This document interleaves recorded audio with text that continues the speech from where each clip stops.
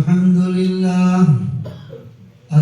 لله نحمده ونستعينه ونستغفره ونؤمن به ونتوكل عليه ونعوذ بالله من شرور أنفسنا ومن سيئات أعمالنا من يهده الله فلا مضل له ومن يضلله فلا هادي له ونشهد أن لا إله إلا الله وحده لا شريك له ونشهد أن سيدنا ومولانا محمدا عبده ورسوله صلى الله تعالى عليه وعلى آله وأصحابه وبارك وسلم تسليما كثيرا كثيرا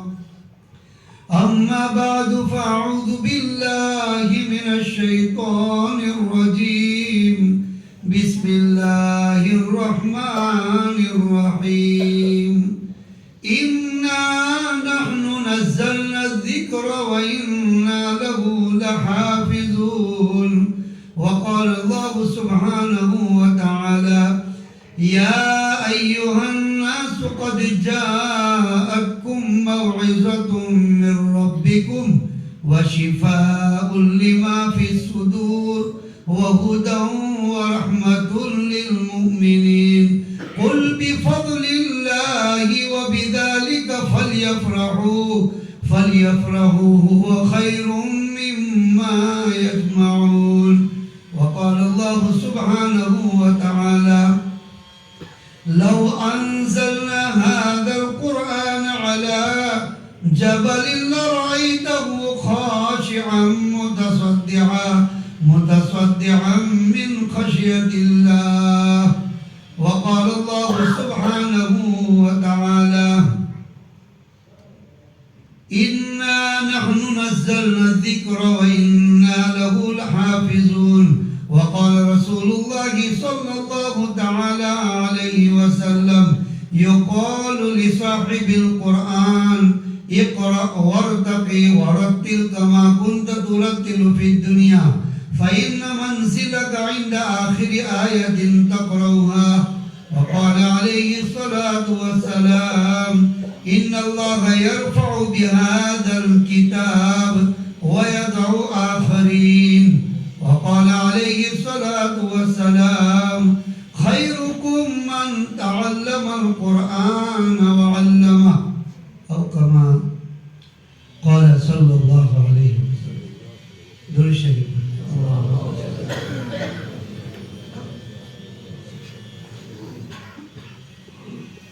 قابل احترام معزز علماء کرام اساتذہ کرام مہمانان اعظام اور مدرسہ محمدیہ کے طلباء کرام آپ کی خدمت میں اللہ نے مجھے یہاں آنے کی سعادت نصیب فرمائی میں بھی جیسے انہوں نے میرا شکر ادا کیا میں بھی ان کا شکر ادا کرتا ہوں کہ مجھ جیسے ناچیز کو اپنے مدرسے کی تکمیل حفظ کی مجلس کے لیے مجھ گنہگار کا ناچیز کا انتخاب کیا میں ہوں تو ایسا نہیں لیکن ان لوگوں کا حسن ظن ہے اللہ سے دعا کرتا ہوں کہ آپ لوگوں کے حسن ظن سے بھی زیادہ اچھا اللہ میرے ساتھ معاملہ فرمائے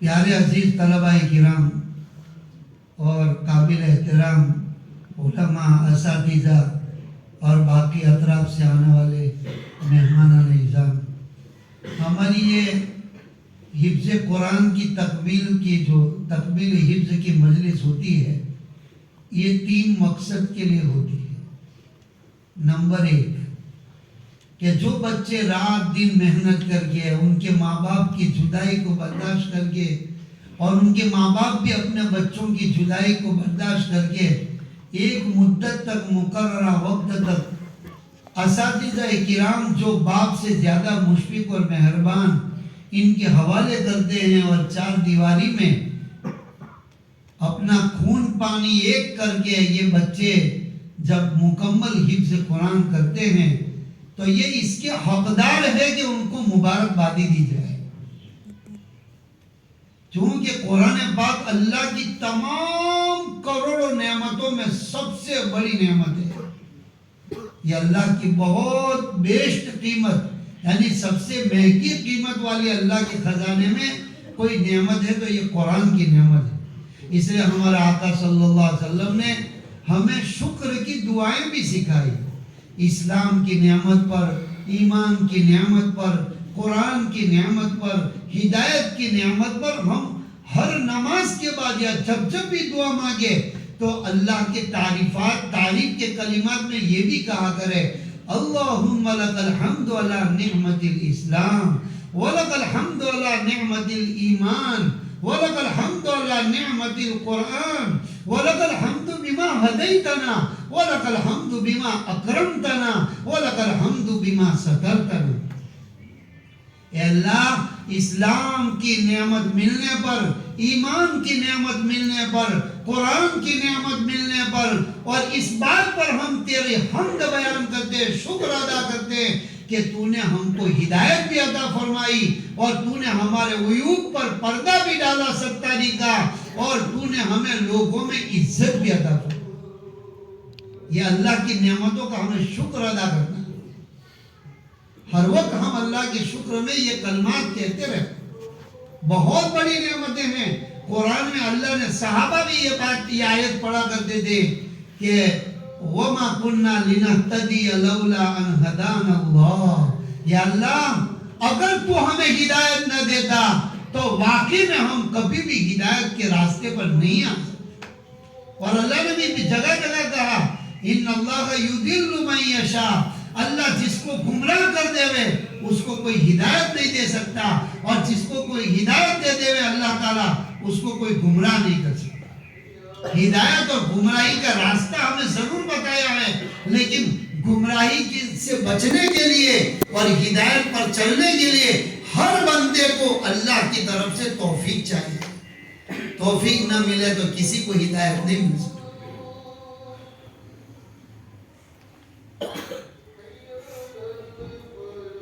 اذان ہو جانا۔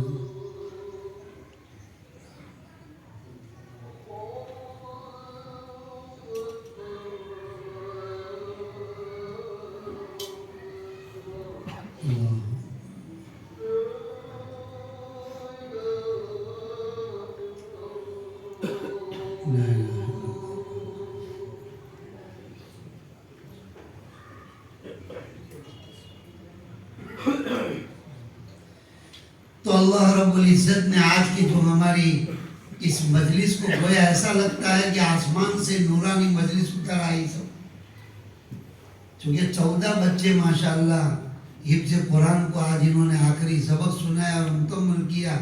یہ 14 خاندانوں کے لیے اللہ پاک ان بچوں کو اپنے خاندانوں کے لیے قیامت کے دن جنت میں لے جانے کے سفارش کرنے والا بنائے۔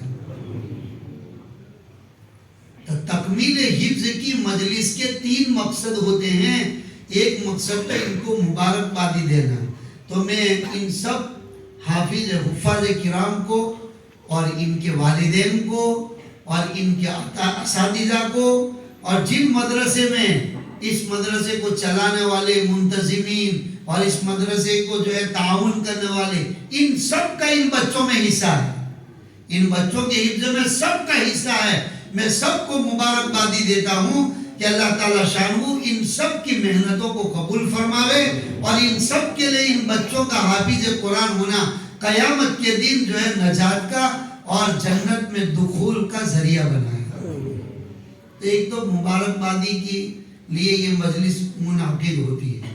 دوسرا مقصد تکمیل حفظ قرآن کی مجلس کا کہ جب قرآن ختم ہوتا ہے تو حدیثوں میں آتا ہے کہ ختم قرآن کے اوپر دعائیں جو مانگی جاتی ہے وہ دعائیں قبول ہوتی ہیں۔ یہ تو بہت کم مجمع ہے، سب کو حالانکہ آنا چاہیے، نسواڑی والوں کو بھی آنا چاہیے اور ان کو دعوت بھی دینی چاہیے۔ یہ الگ الگ جو جلسہ کرتے وہ بات الگ ہے، وہ سالانہ جلسہ الگ ہوگا، لیکن اصل تو یہ مجلس ہے کہ ایک ساتھ میں 14 حافظوں نے اپنا آخری سبق سنا کے آج قرآن کو ختم کیا ہے، تو ختم قرآن کے اوپر جو دعائیں مانگی جاتی ہے حدیث پاک میں، جیسے ختم بخاری پر لوگ جمع ہو جاتے ہیں دعاؤں میں شرکت کے لیے، آج کی یہ مجلس بھی دعاؤں کی قبولیت کی مجلس ہے۔ تو تکمیل حفظ کی مجلس کا دوسرا مقصد ختم قرآن پر جو دعائیں قبول ہوتی ہے تو ہم بھی دعاؤں میں شریک ہو جائیں تاکہ ہماری دعائیں بھی قبول ہو جائیں۔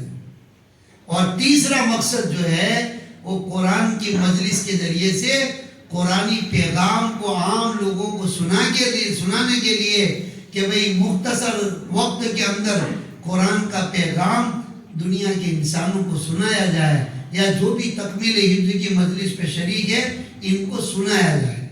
اب چونکہ ہماری سب کی گاڑی لیٹ چل رہی ہے، 1 تو بج گیا، 1 بجے تو ختم کرنے کا ٹائم تھا، اس لیے مختصراً بتا دیتا ہوں کہ دیکھو اللہ جل شانہ نے ہم جن کو بھی قرآن کی دولت سے نوازا ہے، حدیث پاک میں آتا ہے کہ ان کو اللہ کا شکر ادا کرنا چاہیے، اور شکر 2 طریقے سے ہوتا ہے۔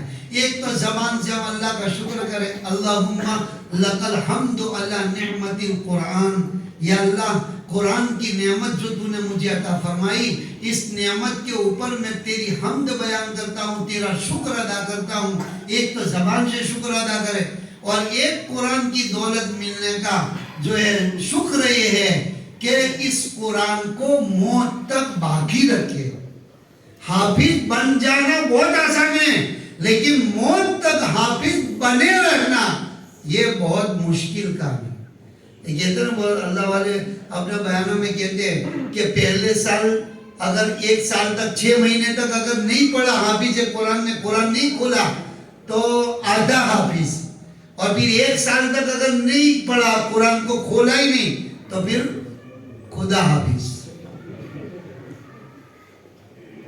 نبی کریم صلی اللہ علیہ وسلم نے فرمایا کہ قرآن کی خبر کیا کرو، یہ اتنا جلدی سینوں سے نکل جائے گا جتنا جانور اپنی گردن میں سے رسی نکال کر کے بھاگ جاتا ہے، اتنا جلدی قرآن سینوں سے نکل جائے گا۔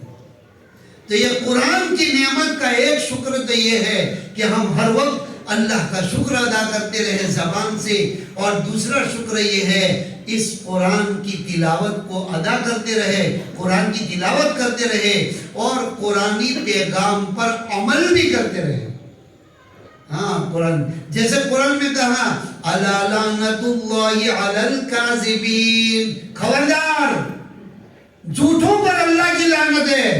یہ قرآن کی آیت ہے، زندگی پر یہ تہیہ کر لے کہ میں اس آیت کا حافظ ہوں تو میرے زندگی میں ضروری ہے کہ زندگی پر گردن کٹ جائے گی اور میرا مال لٹ جائے گا، لیکن زندگی میں کبھی جھوٹ نہیں بولوں گا۔ الا لعنت اللہ علی الکاذبین، الا لعنت اللہ علی الظالمین، خبردار ظالموں پر اللہ کی لعنت ہے کہ زندگی پر میں کسی پر ظلم نہیں کروں گا۔ تو قرآن کی تلاوت بھی کرنا ہے۔ الذین یتلون کتاب اللہ، کہ جو لوگ اللہ کی کتاب کی تلاوت کا حق ادا کرتے ہیں، الذین آتیناہم الکتاب یتلونہ حق تلاوتی، جن لوگوں کو ہم نے قرآن جیسی مقدس کتاب عطا فرمائی اور وہ زندگی میں اس کی تلاوت کا حق ادا کرتے ہیں، یتلونہ حق تلاوتی اولئک یؤمنون بہ، یہی لوگ اللہ پر اور قرآن پر ایمان رکھنے والے ہیں۔ پیارے عزیز طلبہ کرام اور ہمارے علماء بھی جو حافظ قرآن ہیں اور جو نہیں ہیں، ان سب کے لیے ضروری ہے کہ غیر حافظ کو روزانہ 1 پارے کی تلاوت اہتمام سے کرنی ہے، اس کے لیے وقت مقرر کرنا ہے۔ اور حضرت شیخ زکریا رحمۃ اللہ علیہ نے فضائل قرآن میں تلاوت کے آداب بھی لکھے ہیں کہ باوضو ہو، قبلے کی طرف بیٹھے، ادب کے ساتھ بیٹھے، رحمت کی آیتوں پر خوش ہو، عذاب کی آیتیں اور جہنم کی آیتوں پر رونا آ جائے۔ یہ قرآن کی تعزیر ہے۔ حضرت اکرمہ کے بارے میں حضرت شیخ نے لکھا ہے، جو تابعی تھے جنہوں نے صحابہ کو دیکھا تھا کہا کہ جب بھی کلام لیتے تھے ہاذا کلام ربی، ہاذا کلام ربی، یہ میرے رب کا کلام ہے۔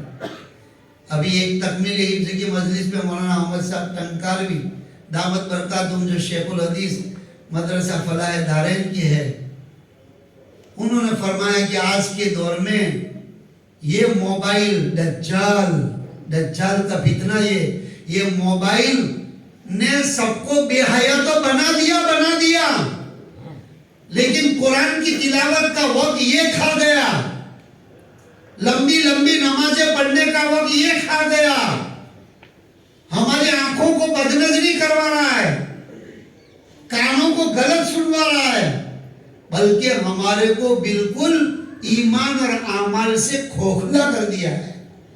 ہر بچے کے ہاتھ میں موبائل، ہر مرد، ہر عورت، ہر ایک کے ہاتھ میں موبائل کے بغیر چلے ہی نہیں۔ کہ یہ ٹیکنالوجی، انٹرنیٹ، سائنس اور یہ جو ہے تمہارے کمپیوٹر، انٹرنیٹ، موبائل، ان سب نے ہمارا ایمان تو کھوکھلا کر دیا، لیکن جو کچھ بولا پہلے آج سے 20، 25، 30 سال پہلے ایسا ماحول تھا عام محلوں میں اور مسجدوں میں کہ ماشاءاللہ فجر کی نماز میں بھی مجمع ہوتا تھا، زیادہ سے زیادہ لوگ نمازی ہوتے تھے، اور فجر کے بعد اشراق تک کوئی تلاوت کر رہا، کوئی یاسین شریف پڑھ رہا، کوئی تسبیح پڑھ رہا، اور اشراق کے پڑھ کے بہت بڑا مجمع نکل جاتا۔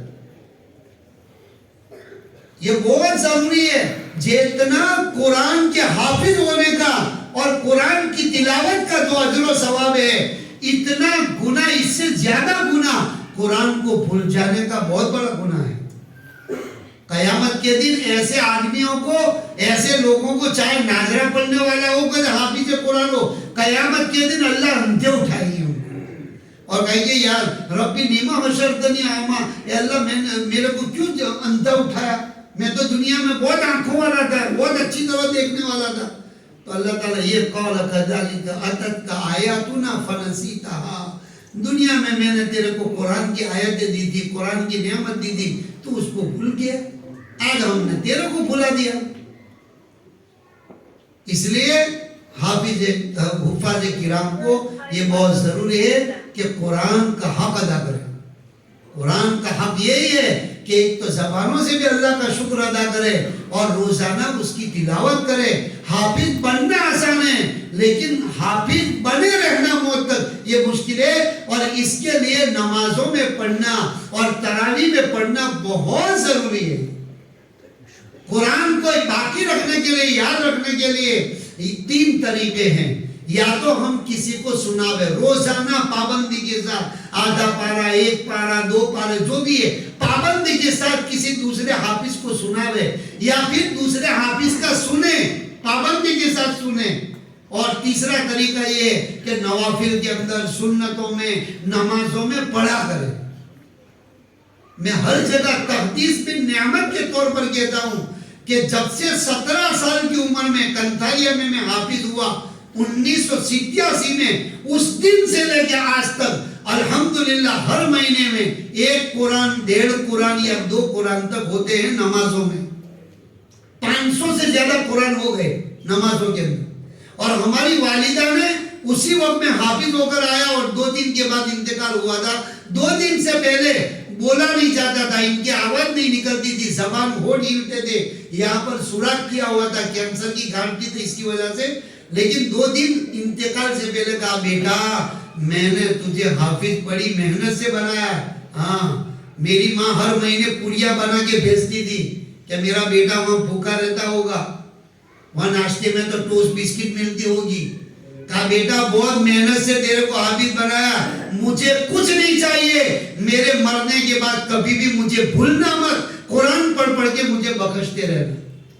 وہ دل پر لگ گئی، اس دن سے لے کے آج تک برابر قرآن چل رہا ہے۔ یہ تو ہمیں قبر میں لے کے جانا ہے قرآن کو، یہ نہیں کہ یہ ہوا ہو جائے، سند مل جائے، سب کے سامنے ماشاءاللہ حافظ بن گئے، حافظ بن گئے۔ ماں باپ کو بھی میں تو کہتا ہوں، ماں باپ کے لیے بھی بہت ضروری ہے کہ اپنے بچوں کو حافظ تو بنا دیا، سند بھی لے لی، لوگوں میں واہ بھی ہو گئی، ماشاءاللہ آپ کا بیٹا حافظ بن گیا، لیکن اگر یہ حافظ بیٹے اگر 6 مہینے سال 2 سال اگر وہ بالکل پڑھنا اور سنانا چھوڑ دیں گے تو پھر ان کا قرآن خدا حافظ ہو جائے گا اور نہ تو آخرت بنے گی اور دنیا بھی اللہ ان کی بننے نہیں دیں گے. ان اللہ یرفع بہذا الکتاب ویضع آخرین کہ بے شک اسی قرآن کے ذریعے سے اللہ بعضوں کو بلند مرتبوں تک پہنچا دے گا اور بعضوں کو قرآن کی ناقدری کی وجہ سے اللہ تعالیٰ ذلت میں اتار دے گا, ذلیل کر دے گا. یہی وہ قرآن ہے. اللہ تعالیٰ نے قرآن پاک میں فرمایا پارہ نمبر 11 میں یا ایھا الناس قد جاءتکم موعظۃ من ربکم. قرآن کو اللہ نے 4 نام سے پکارا ہے. اے دنیا کے انسانوں, ایمان والوں نہیں, اے دنیا کے انسانوں, یہ قرآن تمہارے پاس تمہارے پروردگار کی طرف سے نصیحت نامہ بن کر آیا ہے. موعظۃ من ربکم. اکثر مجلسوں میں کہا کرتا ہوں آج لوگ قرآن کے ساتھ صرف گھٹیا کاموں کے لیے استعمال کرتے ہیں. جو قرآن ہدایت کا راستہ بتانے آیا ہے اور جنت تک پہنچانے آیا ہے وہ تو سبق نہیں لیتے. ہاں, نیا مکان بنا لیا اور نیا شو روم بنا لیا, مول صاحب بچوں کو لے کے آگے ذرا قرآن پڑھوا دو نا برکت ہو جائے. کیا قرآن اس کے لیے آیا ہے؟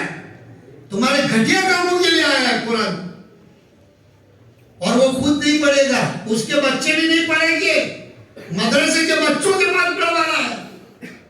تو یہ قرآن کی تلاوت تو سب کو کرنی ہے, قرآن تو سب کو سیکھا. علامہ اقبال مطلب فرماتے وہ معزز تھے زمانے میں مسلمان ہو کر, صحابہ کے بارے میں, وہ معزز تھے زمانے میں مسلمان ہو کر, ہم خوار ہوئے تاریخ قرآن ہو کر. جس دن سے مسلمانوں نے اللہ کے قرآن کی ناقدری کی ہے اس دن سے پوری دنیا میں مسلمان کتے اور خنزیر سے زیادہ ذلیل ہو گئے. دیکھو پوری دنیا میں دیکھو, جس دن سے انہوں نے قرآن سے بے توجہی کی ہے.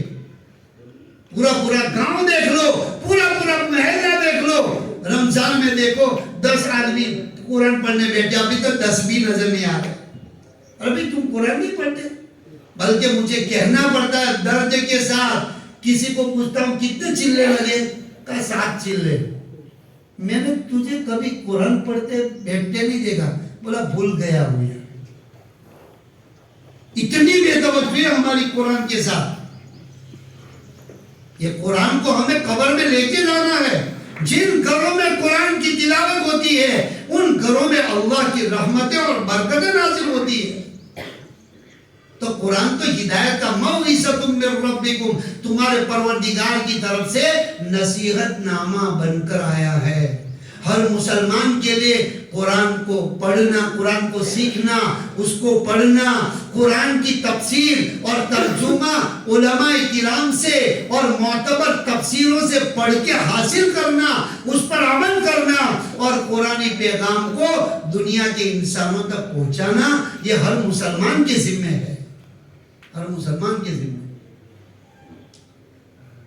تو اس لیے ان حفاظ کرام کو اور بھی جو پہلے حافظ بن چکے اور جنہوں نے سند لے لی اور تکمیل حفظ کی مجلسیں کر لی, ان تمام حفاظ کرام کو بھی میں ایک بہت نرمی کے ساتھ درخواست کرتا ہوں, اللہ کے واسطے اس قرآن کو چھوڑیے مت. اور ابھی میرا لڑکا افریقہ گیا تو میں ملاقات کے لیے جموں سے گیا تھا مفتی احمد دیولا صاحب کے پاس.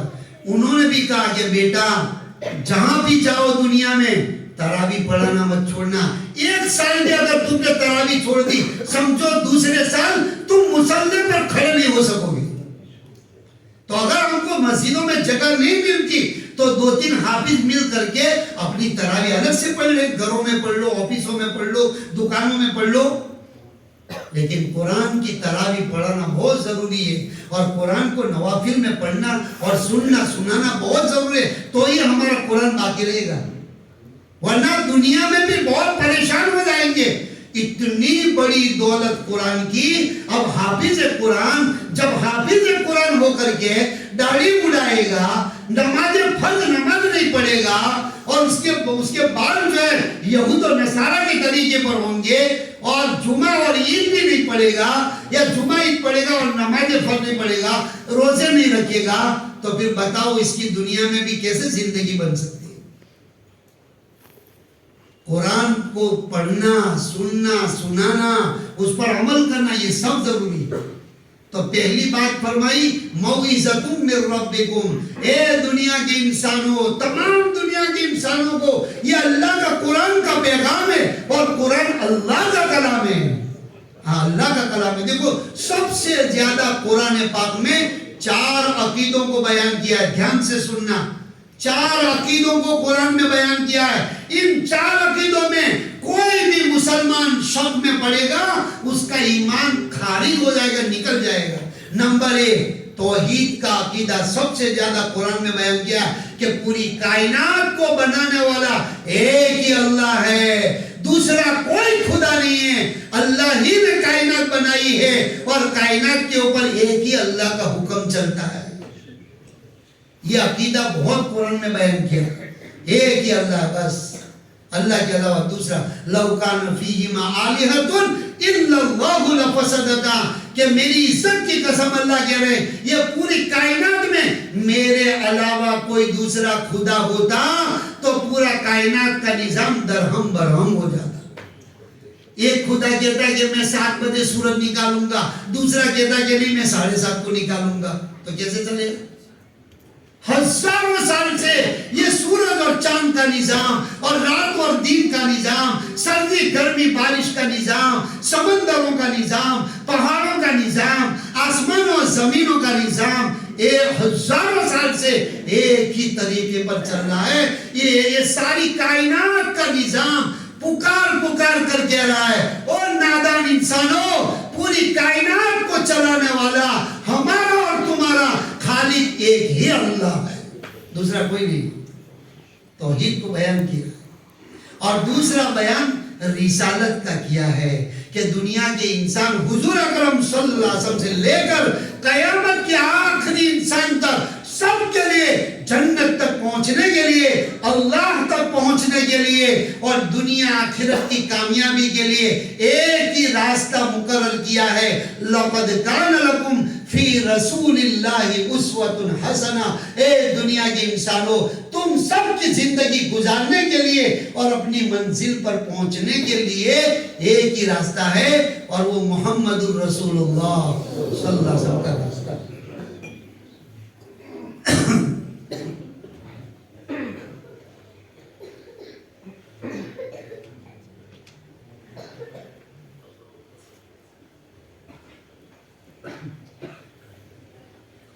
تو دوسرا عقیدہ رسالت کا بیان کیا، تیسرا عقیدہ آخرت کا بیان کیا ہے کہ جتنی اچھل کود کر لو، اور جو چیز پر ظلم کرتا ہے اس کو پتا نہیں ہے، ان یوم الفصل کان میقاتا، اللہ نے فیصلے کا دن مقرر کیا ہے۔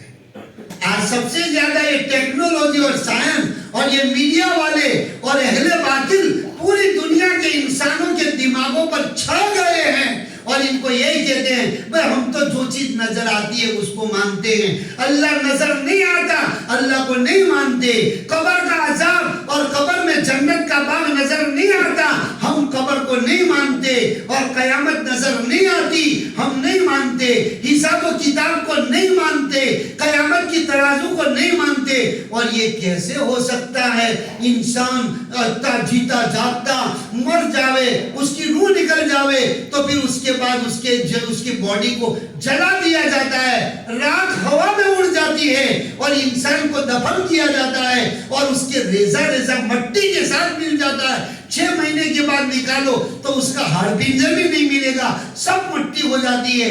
پھر دوبارہ جیتا جیتا انسان کیسے ہو سکتا ہے؟ اب یہی ایمان ہے۔ آج ایمان والے بھی زبان سے تو انکار نہیں کرتے، لیکن اپنے کرتوتوں سے کہہ رہے ہیں۔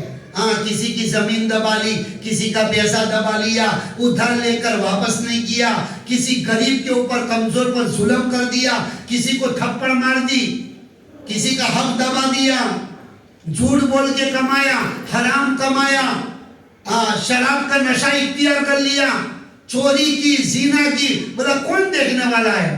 ہاں، دنیا کے کیمروں سے تو وہ ڈرتے ہیں، لیکن اللہ کے کیمرے کا انہیں پتہ نہیں ہے. ہمارا اللہ کا تو وہ کیمرہ ہے یعلم خائنۃ الاعین وما تخفی الصدور. تمہاری چوریاں اور تمہارا ڈاکہ اور تمہارا دھوکہ دینا اور تمہارا جھوٹ بولنا بہت دور کی بات رہی. اللہ تمہاری آنکھوں کی پتلیاں جو پھر رہی ہے کتنا غلط اور کتنا صحیح دیکھ رہی ہے اللہ اس کو بھی جانتا ہے. اس سے بھی آگے چلو, تمہارے دلوں میں جو گناہوں کے خیالات چل رہے ہیں یا نیکیوں کے خیالات چل رہے ہیں اللہ تمہارے دلوں کے خیالات کو بھی جانتا ہے, اس کو بھی اللہ جانتا ہے. بہت سارے قصے ہیں. ایک صحابی رضی اللہ عنہ ہجرت کی نیت سے مکہ مکرمہ سے مدینہ آئے تو ان کے حضور صلی اللہ علیہ وسلم کی مجلس میں آنے سے پہلے ان کے دل کی نیت کی خرابی حضور صلی اللہ علیہ وسلم کو بتا دی کہ یہ آئے تو ہجرت کرنے کی نیت سے, لیکن ایک نیت ان کی اور بھی ہے. مکہ مدینہ کے اندر مکہ کی ایک عورت قیس نام کی وہ ایمان بھی لے آئی, لیکن زمانہ جہالت میں ان سے پیار تھا اور ان سے تعلقات تھے. تو ان کو پتا چلا کہ میری تعلق والی عورت یہ مدینہ پہنچ چکی ہے, چلو اپنے ہجرت تو فرض ہی ہے, ہجرت بھی کر لیں گے مدینہ کی اور قیس سے نکاح بھی کر لیں گے. بخاری شریف کی پہلی حدیث میں اس قصے کو نقل کیا ہے اور اسی کا شان نزول وہ حدیث کا یہی ہے. کیا فرمایا پہلی حدیث میں انما الاعمال بالنیات. اے لوگوں سنو, تمہارے اعمال کا دار و مدار تمہاری نیتوں پر ہے. وَإِنَّمَا لِكُلِّ امْرِئٍ مَّا نَوَىٰ. جو جس کی نیت کرے گا وہی اس کو ملے گا اللہ کی طرف سے. اور پھر فرمایا جو دنیا کے لیے ہجرت کرے گا اور کسی عورت سے نکاح کی نیت سے ہجرت کرے گا تو وہ ہجرت اسی مقصد کے لیے گنی جائے گی اللہ کے دربار میں. تو جیسے وہ آئے کہا مرحبا مرحبا, آؤ آؤ یا مہاجر قیس, یا مہاجر للہ و رسولی نے کہا کہ اللہ کے اور رسول کے لیے ہجرت کر کے آنے والے قیس کے لیے ہجرت کرنے والے آؤ. اب انہوں نے تو کسی کو بات بھی نہیں کی تھی, دل ہی میں بات کی تھی, لیکن اللہ وہ دیکھنے والا اور وہ سننے والا اور وہ جاننے والا ہے کہ انسان کے دلوں کے خیالات کو بھی اللہ جانتے ہیں. والعادیات کی صورت میں کیا ہے افلا یعلم اذا بوسر ما فی القبور. یہ نادان انسان کو معلوم نہیں ہے کہ قبر سے اس کو زندہ کیا جائے گا. وَيَعْلَمُ مَا فِي الصُّدُورِ. اور اللہ سب سینوں کی باتوں کو باہر کر دے گا.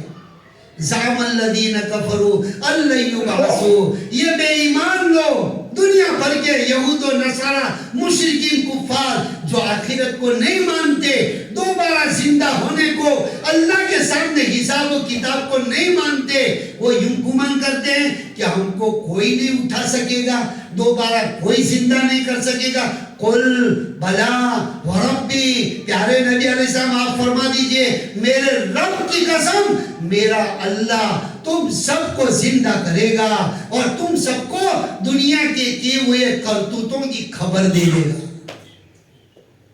قل بلا وربی لتبعثن ثم لتنبؤن بما عملتم.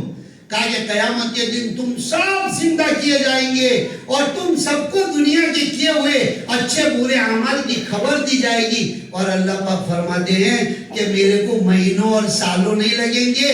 وَذَلِكَ عَلَى اللَّهِ يَسِيرٌ. کروڑوں انسانوں کو ایک ہی گھڑی میں زندہ کرنا اور ان سب کا حساب چکانا اور جنت اور جہنم کا فیصلہ کرنا یہ میرا چٹکیوں کا کام ہے. اللہ کے وَذَلِكَ عَلَى اللَّهِ يَسِيرٌ. اللہ کے لیے یہ چٹکیوں کا کام ہے. اور اس بات کو آج کے سائنس نے ہمیں پکا یقین کروا دیا. ایک ساتھ میں سمجھو پورے گجرات کے 10 لاکھ اسٹوڈنٹس 10ویں والے اور 12ویں والے ایک ساتھ میں سب نے ایگزام دی اپنے اپنے ایگزام ہالوں کے اندر, اور پھر ریزلٹ کی تاریخ نکی دی بھئی مئی مہینے میں یا جون مہینے میں فلانی تاریخ کو سب کو ریزلٹ مل جائے گا. ایک ساتھ میں 10 لاکھ ودیارتھیوں کا اور 10 لاکھ اسٹوڈنٹس کا اپنے امتحانات کا ریزلٹ ایک ساتھ میں ایک تاریخ میں ہر ایک اپنے اپنے گھر سے موبائل کھولتا ہے، ویب سائٹ کھولتا ہے اور اس کے بعد اپنا ریزلٹ گھر بیٹھے معلوم کر لیتا ہے. تو جب دنیا والے ایک ساتھ میں 10 لاکھ 10,000 نہیں 10 لاکھ اسٹوڈنٹس کا فیصلہ کر سکتے ہیں کہ تم پاس ہو کہ تم نہ پاس ہو، تو پھر اللہ کے لیے کوئی مشکل ہے؟ یہ سب ٹیکنالوجی اور سائنس. ہمارے یوسف بھائی باڈول والی کہتے تھے کہ یہ سائنس تو نابالغ لڑکی ہے، جس دن بالغ ہوگی اسلام سے شادی کر لے گی. سائنس کیا ہے؟ یہ سائنس ہی نے ہمارے اسلام کو قرآن کی بات کو پکا کیا. تو تیسرا عقیدہ آخرت کا، مرنے کے بعد دوبارہ زندہ ہونا یہ حق ہے. سورہ قیامہ میں تو اللہ کہہ رہے وہ نادان، قیامت کے دن کی قسم، ایحسب الانسان، یہ انسان نادان گمان کرتا ہے اللہ نظمہ عظامہ، میری بکھری ہوئی ہڈیوں کو کون زندہ کرے گا؟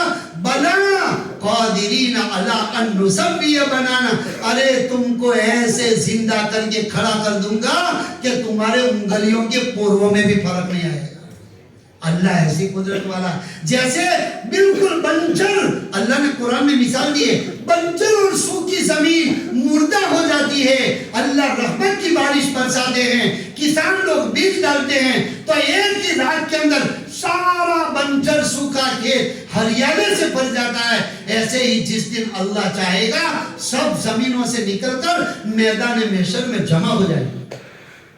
اسی بات کو سمجھانے کے لیے جب ہم قبر میں مٹی ڈالتے ہیں تو کیا دعا پڑھتے ہیں؟ بولو کیا دعا پڑھتے ہیں؟ منہا خلقناکم وفیہا نعیدکم ومنہا نخرجکم تارۃ اخری.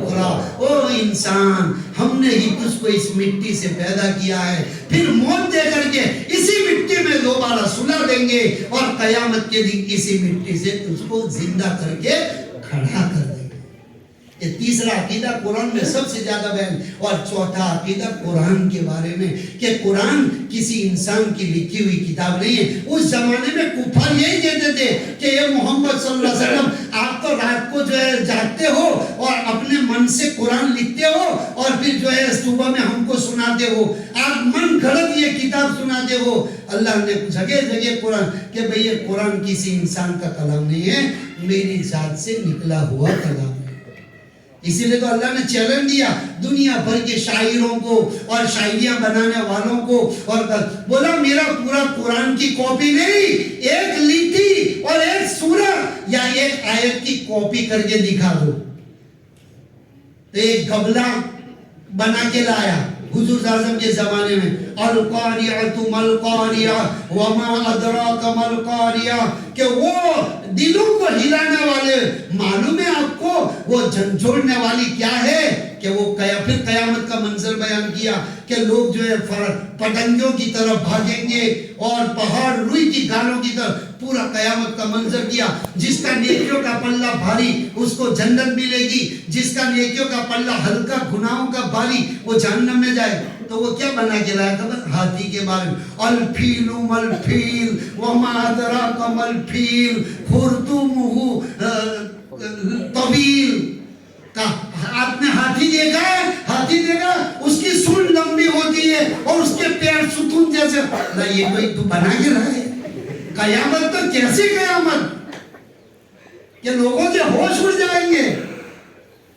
قیامت تک کوئی ایک آیت کی کاپی نہیں کر سکتا. یہ وہ کلام اللہ کی ذات سے نکلا ہوا کلام ہے. تو قرآن کے بارے میں سب سے زیادہ بیان کیا.